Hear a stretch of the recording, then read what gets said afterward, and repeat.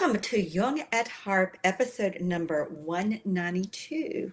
How do mindset and context trap us or free us?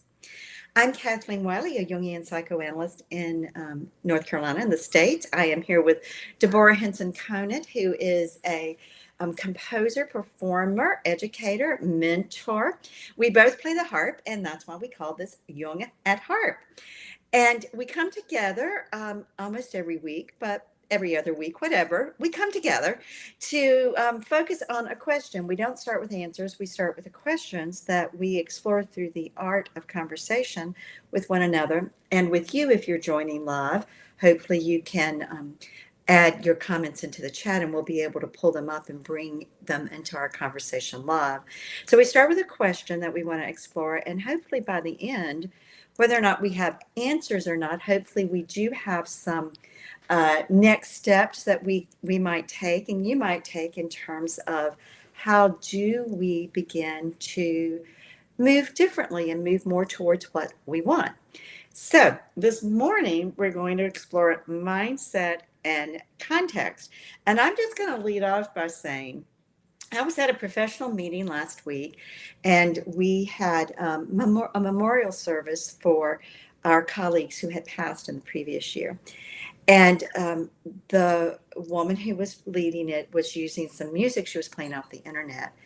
And afterwards, a colleague and friend of mine who knows I play the harp, he came up to me and he said, "Oh, the harp would have just been perfect for that." And so it got me to thinking about that. And one of my desires when I retire or semi-retire from being an analyst is to really be able to play for settings, which would be settings of service, in hospice or memorial services. Settings where the intention is not performing and being a great harpist, but the intention is to set an atmosphere or a space for people to move through their own process, which is what I do as an analyst, except in a different way.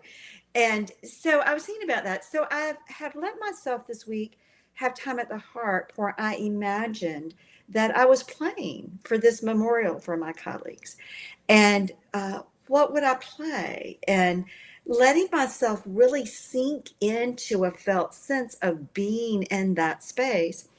And it was very satisfying. I started out with a very simple tune that's a pattern that repeats, has a couple of repetitions. And what I found happening is I settled into the pattern, but then my fingers might not land on quite the right note, but it was still a variation of the pattern. And it was beautiful. It was setting a meditative, contemplative, reflective space. So I experienced the power of my mindset and being in a particular context, imagining into it, actually bolstering my ability to be, quote, a great harpist, unquote. And that's a bold statement to say. I wouldn't, but in that moment, it felt like I was offering just what was right. And it's such a contrast to when I imagine I'm having to play with a group of people where I feel I have to perform and get it a certain way because they have their ideas about the way the music should sound and what harmony I should use or shouldn't use. And it's just a totally different context where my mindset goes somewhere that's not at all helpful to the harpist I am and my abilities really coming forth. So that was part of my interest in exploring this. And I want to hear what you have to say, Deborah. Yeah, so much in what you said. Originally, I wanted to speak about it because it's the holiday season, and I've just come out with this fake book, and we're going to release it probably on Monday or Tuesday, and it comes along with this play along sessions, and it's what I've been trying to train people to do for years. It's a very simple process, and I find that often people are resistant to it because it's so simple. And it's hard for people to get in their minds music as like I sometimes call it journeyman music, and it comes from my grandmother Edith. So I had two grandmothers, Anna and Edith, and Anna was from she was an immigrant. She came from Russia, and art was art. You would sing or you would play to be an artist. But Edith was many generations here in Swede, and she said, look, and I think she was maybe even responding to, like, see your other relatives? Look here, kid. People have to sing. Someone's got to keep them together. That's why you play music. And that's how she played music. And so there was always a piano. She would always sit down and play. She was never playing to show people what she could do. Never. She was always playing in service. People have to sing. Someone has to keep them together. Learn how to play the piano so you can do that. It's a job. It's a thing to do in the world. It's a service. And growing up with these two ethics has been really important. And there have been times when I shied away from that ethic. And I'm just remembering an event right now. I was playing at a wedding, and I was trying to make sure that I was proving myself as a harpist. I mean, this was really important to me when I was young and younger.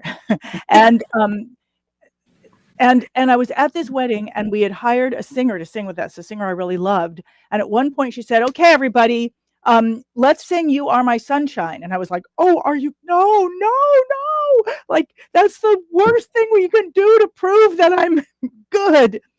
But she didn't have any problem with it. And I was like, what are you?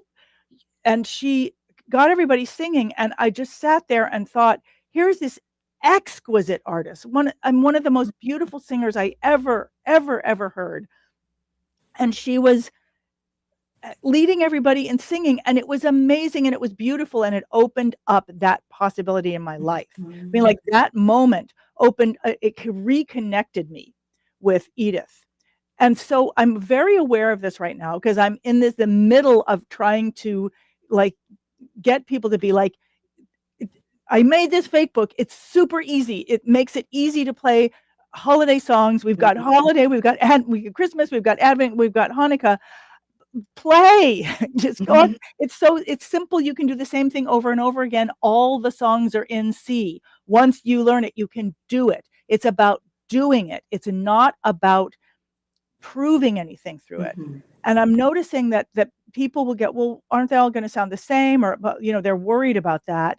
And I'm thinking, don't worry about that. It's, get comfortable with it. Once you're comfortable, I can show you a million things that you can do to add to it. And some of them are in the book. And so I'm in the midst of this thing, and I was, okay, and then I'll bring in two more things. But I have exactly the same problem when it comes to social media. Will I just show up and do the thing and let my voice be out there and let it be okay? No, I have to worry about it being complicated. I have to, like, right now, I can't even post on Instagram because my Instagram has been hacked. And part of me is like, thank goodness, there's an excuse why I have to do that. So that's one thing. The other thing is, I started working, preparing for my show. I have a show in January, and I really want to play a lot of the stuff that I don't usually play. I want to play, and I started playing some of the songs that are most meaningful to me of mine, some that I've never done in concert. And at one moment I'm like, well, wait a minute, is this impressive? Like, what? Blah, blah, blah. Like, is someone going to... My brain still goes to, is this impressive? Next, final thing that I want to throw in the pot here. So I'm working on all these Christmas songs, and the Harp Academy members are being like, use this song, use this. Like, they're kind of compiling them. Hey, what about this song and this song? And so I'm seeing all kinds of songs I've never seen before, holiday songs, and I'm simplifying the chords so that they're going to be really easy to play. And one of them was a song called All the Beasts, something like that. And I'd never heard the song before, and I went and I looked on YouTube, and I looked at it, and I wrote to Gustavo, the copyist who's helping, and I said, the whole point of this song, it's super simple. The whole point of the song seems to be that every one of the animals gives whatever they have. I'm a sheep. Okay, I'm going to give you wool. I'm a cow. I got udders. You're going to get milk. I got wool. You're going to get wool. I got udders. You're going to get udders. Right. I've got this. You're going to get that. But each of them is just saying, yeah, I'm going to give you what I got. And there was something, it kind of got into my head that, and I was saying the whole point of this song is this, so we have to put all the words in because there's nothing else there in the song. But it really got to me, all of this stuff together, hearing some Academy members worry, about, am I going to play the Christmas song in an interesting way? When it's really, you're playing so people can hear the music, and you're playing so people can, and it's an opportunity for you to get comfortable with the structure of improv and how it works. And me worried about social media to the level that I make my Instagram thing get hacked. I'm not saying it's my fault, but what if I did? Me afraid to play the songs that are most meaningful to me. And then, anyway, so this is all. And then you said, when I gave this to you, you said, but of course, it's shame. And I was like, no. Yeah, for those of you who join us regularly, shame periodically comes up. If you call periodically every week, yes. Yes, period. I mean, I have been in private practice for over 30 years now. Isn't that amazing? And I have decided ultimately for all of us, what blocks us more than anything else from having our voice and offering our gift and doing the thing we can do is shame. We don't feel like we're good enough. We feel like we're innately bad. We're not valuable. We're not worthy. So then we start putting on all kinds of facades and all kinds of armor and all kinds of fancy this and that to try to feel like we're good enough. As you were talking, one of the things that occurred to me was when you said simplicity, was if we stay with the simplicity, the lack of embellishment, and I'm thinking about this psychologically as well as with the harp. If I stick with not embellishing who I am and the simplicity, the purity, the closer to my own experience and how I express myself, I'm much more exposed. Mm-hmm. And I hear musicians, and my husband, who's a great old time Irish fiddler, as well as every other folk string except the harp. He doesn't, I got the harp. He'll say it takes a lot more skill to play slowly. That if you're playing really fast and you're sounding all these embellishments, you can get away with being sloppy. You can get away with being disconnected from the music. One of the reasons I like it, well, it is right. But if you're, right. But if there's a simplicity, then who Right. you are, your mindset, your context internally, your own inner state of emotion, and it's going to come through. Yeah, and I would just say, I would come back to the word sloppy and just say, just so people don't worry that there's some precision that has to come along with that. And as you Right. were speaking, it reminded me, so in Hip Harp Academy, there's classes where people are learning things. There's live sessions where I teach an improv prompt, and then people share what they're working on. And often the people are sharing just to get used to sharing, like that sharing anything.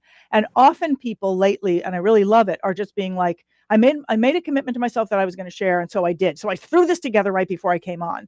And it's great. It's so great, because what is happening is we're starting to be able to see the person, not the thing they crafted. And one thing that someone shared this week, and it was mesmerizing.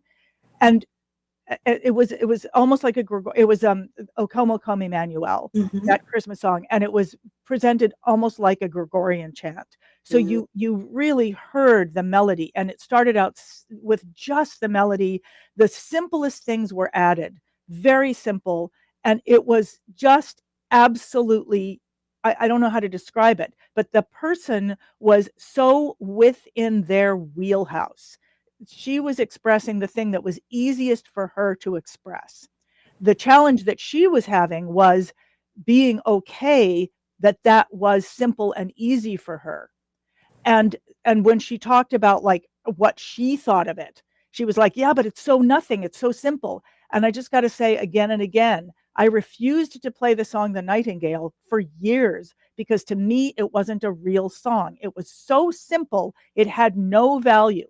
And it took many people to convince me of what is there, and what is there is the opportunity to be self-expressed. And Mhm. so what does that mean? I mean, we often, I mean, okay, because I love bombast. Yes, I do. That's part of my character is I love to just, I want to be a flamenco dancer, but I don't want to learn how to flamenco dance. So I'm just going to pretend to do it. You know, I mean, that is me, and it comes across as virtuosity. But in a simple thing like like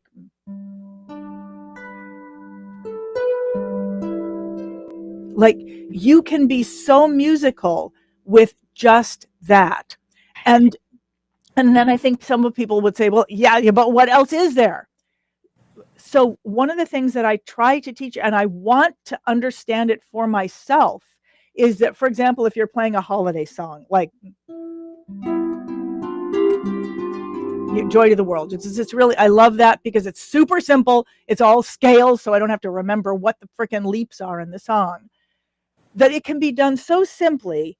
And if I want to pretend to be a great harpist, which I do like to pretend, and I've built my career on pretending that, um, I can do so many things when I'm not playing the melody. There's all this space, even if I have very little skill and all I'm doing is a glissando, but I get to do it with the sense of wind and the sense of breeze and the sense of I'm creating something.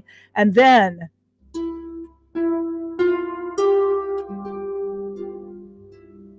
I mean, like, I don't have to play a lot of notes in order to be able to play with that sense of creativity, but I remember, or that sense of self-expression, but I remember early on when I was like in my 20s or something, thinking, you do not have a right, Deborah, you do not have a right to play like this, as if a single note was important. You don't have the right to play as if that's important as beautiful and beautiful.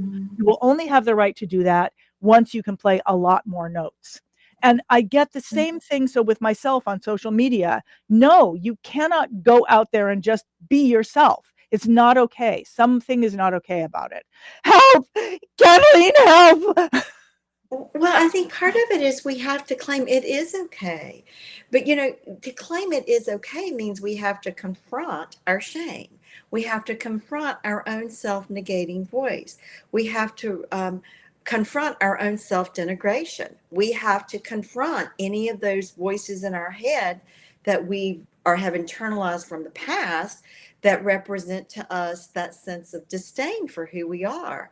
And, one of the things that Jung says is he says, on the journey toward consciousness and wholeness, the first step is confrontation with oneself. And that's enough to scare most people off. I mean, those are his words. you know, well, well, let me we ask have you to confront something. ourselves. So I am constantly teaching this in the class. I am constantly saying, if your voices come up, find something to love. Find something to Mhm. love in your playing. Great. Blah, blah, blah, blah, blah. I say, I'm telling people to do it. And you're saying, sorry, do you, but, sorry. And yet I am not doing it. I mean, I am sometimes. Okay, so how about you, Miss Jungian Analyst? Do you have Well, trouble with it too? I have my own journey with that, and it shows up in various places. And one of the ways it's shown up again, and it's in this book project in my embodiment circle.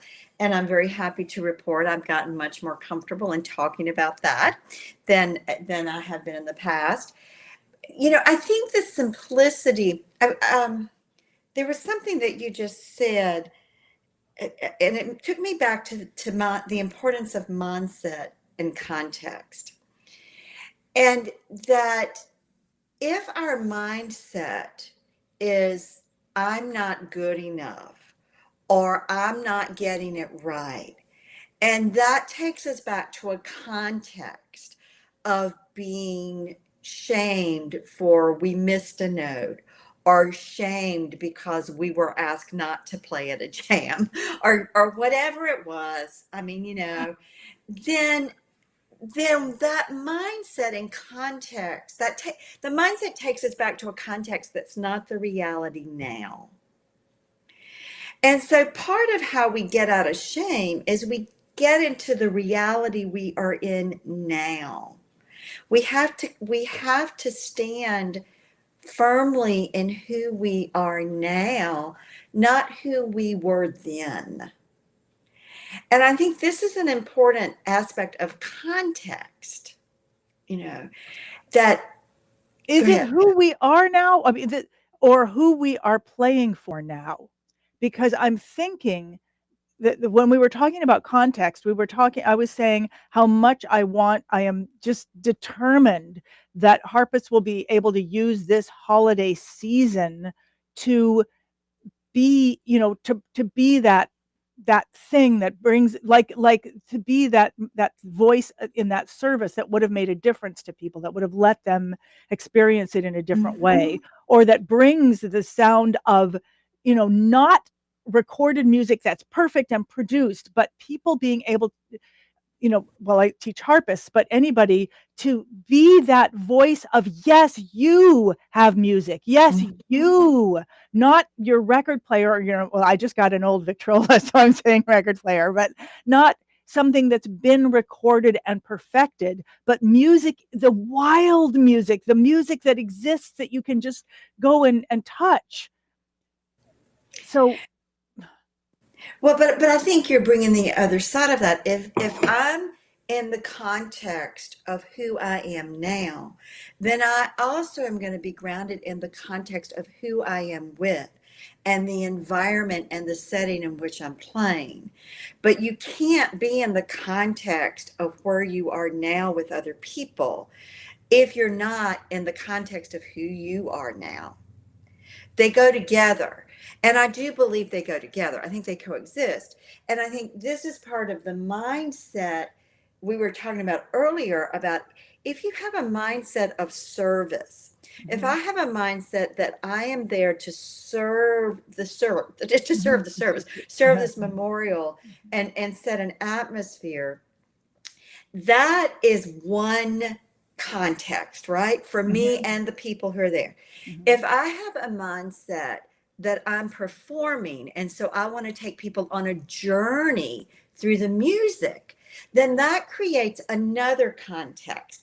I then become the facilitator of the experience, which is different in my mind than setting the atmosphere. Although we could make an argument that the atmosphere helps facilitate, but we're more the guide in the taking someone on a journey, in my mind at this moment. It could change later. So I think that somehow the two things go together. The context where I am now, and who I am with in that context. yeah, it's interesting, as you were saying that, a poem came into my head by Oliver Wendell Holmes, and I understood it in a kind of a new way. The poem is, "A few can touch the magic string." And by magic string, I think he meant fame. Mm. So, because he was constantly struggling with that in his own life and thinking about it. But a few can touch the magic string, and noisy fame is proud to win them. Alas, for those who never, sorry, one moment. Yeah.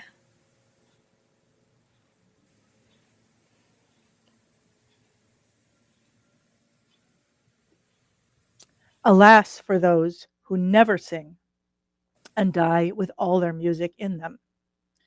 So a few can touch the magic string, and noisy fame is proud to win them. But alas, for those who never sing and die with all their music in them.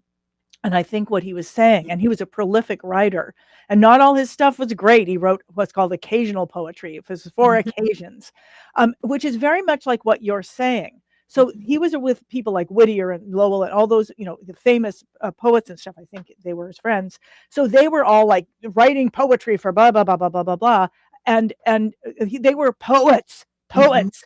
But he was a poet as well, and his poetry,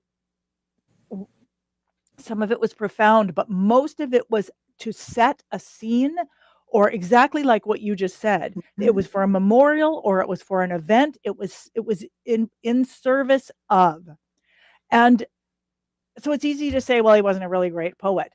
But is that important? Because he's saying in that poem, yes, some people are going to be famous, but that doesn't mean that you don't have music in you, and that music is important in the world. And Yeah. this is what I mean, I love to train both things because I am the granddaughter of these two grandmothers who each experienced music in a different way, and it bring power and beauty into the world. And I want so much to give both of those things because they are both sides of self-expression. And the context of service, just having the context of service sometimes can help us to shift out of that hiding. Now, the minute I say that, I'm like, well, miss, you're saying this. How are you going to live that? Yeah. Yeah. Yeah. I think what comes into my mind at this minute is sometimes we just have to get our egos out of the way. Actually, most of the time, all of the time, we have to get our ego out of the way, and we have to really listen to what has heart and meaning for us. If what has heart and meaning is that we contribute to the whole, we contribute to the whole moving forward, i.e., people have to sing and somebody's got to keep them together. That's contributing to the whole. It's not an ego serving me function. It's a function that fits and again moves the group forward. And so I think that is part of the mindset that makes a difference. I mean, I'm only imagining, I don't know. And if there are any classical harpists or musicians watching, I'm imagining that part of the way you play classical music that maybe you played over and over and you have to practice, practice, practice, get just right because it's with this larger group that it has to be a certain way, is that you have to find a point, I'm imagining, of felt connection. There has to be a heartfelt meaning for you and the piece of music you're playing and what you're adding. And so I think it's the same thing for those of us who are more, beginner intermediate harpists, is where's the heart and Right. meaning in what I'm doing? And having that mindset and putting ourselves in the context of heart and meaning is very different than if my mindset is I should be playing like that person who has dedicated their entire life to playing and played 4 to 5 hours a day for the Right. last 50 years. I'm never going to be there. That's Well, not. yeah. So if I have that mindset and want that context, I totally dismiss who I am and my own Right. strengths And what you can bring forth in the and world. what I can bring forth. And I think that this is where recordings, it's recordings and concert halls and all of that, and it's beautiful because there are times when we do just want to be played to. Hmm. And yet I think there's something about us, as soon as we can do something, it doesn't seem good enough. As soon as I can play this, it's not good enough. But when I first get the harp, oh my God, listen, listen, oh my God, listen, it's playing. And we somehow lose that. That's not good enough anymore. And it's not good enough unless it's more. And it's fun to create more. I can hear myself being kind of sounding like I'm whining or something because I'm struggling with this in myself as well. How to allow self-expression in a way that's easy. Like, and my aunt all the time, when she talks, she's just very self-expressed. And so it's a full experience to talk to her. And I see some people in the academy who will allow that beauty, will allow that. And it's almost like it's a collaboration with life, body, and music that can happen if we allow it. Yes. And it doesn't mean that we won't then become flashy musicians. We may never become flashy musicians, but we will be engaging in that life force of bringing music into the world and bringing music to someone, not some many, someone. Yeah, well, you know, Mm. the minute we find ourselves saying that's not good enough or that's not enough, Mm. I'm going to this next week, and I would invite you all, everyone who's listening, to stop and say, okay, what's my mindset behind that comment? What's the Mm. mindset if I'm saying to myself, this is not enough? This is not good enough. It's got to be more and more. What's my mindset? Because I guarantee you, when I'm saying that to myself, or any of you all are, that what's going on is we are comparing ourselves and we're getting into competition mode with other people. And Angela Sarian used to say, the minute we compare or compete, we cut ourselves in half. Right. And so I Mm. think we have to stop when we get that self-commentary. Well, that's not enough. That's not whatever. We have to stop and say, okay, what's the mindset? What are the beliefs that are contributing to this? What context am I back in? You know, because that mindset is deadly. And again, it is a mindset that's going to keep us stuck in toxic shame. You know, I'm bad. And Right. so at some point, we have to take ourselves gently, and I always say gently in hand, and we have to say, this is false. Stop it. You know, stop this. I'm tired of suffering with this. We have to take ourselves in hand and have that conversation with that part of us, confront that part of us that keeps wanting to cut us in half. As you're talking, two words are coming to my mind. One is popularity, worrying Mm, about being popular. And then the other one is when I heard myself say, "You're playing to someone." And the moment I heard that, I heard it for the mhm, first time. Someone, mhm. someone. And it made me realize that whenever I am sharing, whether it's on social media or if it's in a concert or if it's out, whatever it is, it's real. All that matters is one. And that one might be myself. Right. And that's a new thought for me to really, um, it's a new context for me to think of the value of the one. And yet it's so interesting. My musical, The Golden Cage, is always teaching me new things. And I think I just got something today that I had never gotten before, which is that connection with the one. That is the thing that unlocks that cage, Yes. not the connection with the many. Right. It might Yes. be many, but it is one at one by one. Yes. Yes. Ah, Yeah, I think what you're saying is profound, and it's a great thought for us to hold as we bring this to a close today. I'm thinking of one of my Allisons who's always working with marketing people for her business. And she will say, they're always saying, you have to speak to the one because otherwise you get so general, no one hears you.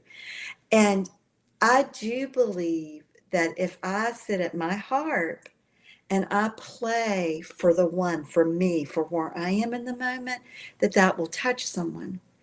And interestingly enough, part of what's happened for me over the last year with this book project, that hopefully is in the last round of edits before I start querying publishers, um, is I finally got it. I'm writing this book for me. I'm writing this book for the me in junior high was trying to make sense of this. I'm writing this book for the me that was in college studying this. I'm writing this book for me that 10 years ago, 12, 15 years ago, decided to get married a second time. And when I got that, it totally changed uh, my felt sense. It totally changed not just my felt sense about the project, but my relaxing into it and trusting my words. Because the heart and meaning of it then became speaking to my own self and my journey. And knowing my journey is unique to me like yours is to you, but it's also common because we all have the same basic emotions and affects and experiences. It looks different. So I think that when I can be at my harp with that, or my book project with that, or a conversation with someone from that place, then the simplicity or complexity just has no thought in my mind because I'm just being. I love what you said, and I was thinking about even my teaching. What if I could approach the teaching that I'm doing for the person who needed that when I was 10 or whatever, or 22 or whatever, and I discovered it all slowly. But if someone had come in and said, "Hey, like this, just put this together." And I just realized that one of the things that I teach in the academy is this snippet every week, which is how to be creative. Mhm, But what I realized I haven't been doing and that I want to start doing is say, and how do you put that together? So that's your Anna moment. That's the thing that's the mhm, creativity. Let's put it with the Edith part, the part of functionality. Let's put it together over and over and over again so you see how it's put together and it becomes something that you know how to do. I keep telling people how to do it, but I realize that showing and mhm, doing over and over again gives people in. And I mean, this is why I created the fake book, mhm. activation sessions where people are playing along. But I realized I could be doing it more and more, and that I can do it for myself as well. That I can create, and it's crazy because this quarter is called "Structure is Freedom," and you just gave me a whole new way to look at that and to engage with it. Yeah, And we've got some just beautiful people are thank just saying lovely things, like such you. great insight, and Victoria saying connection with the one. I love that. Me too. It lets me be present. So Kathleen, once again, thank you. Mhm. It's an absolute pleasure, and thank you for everybody who listens and who comments while we're here and who comments while we're not here and lets us know. I don't know if you get this, Kathleen, people saying, I watched this episode and blah, blah, blah, blah, and it's really wonderful to be part of that. And you can now see the episodes or hear the episodes at wherever you get your podcasts. Yes. And we're releasing both the new ones and older ones bit by bit so that you will have all of those. And thank you so much, Kathleen. Thank you. And I Mhm. will go forth and harp on and with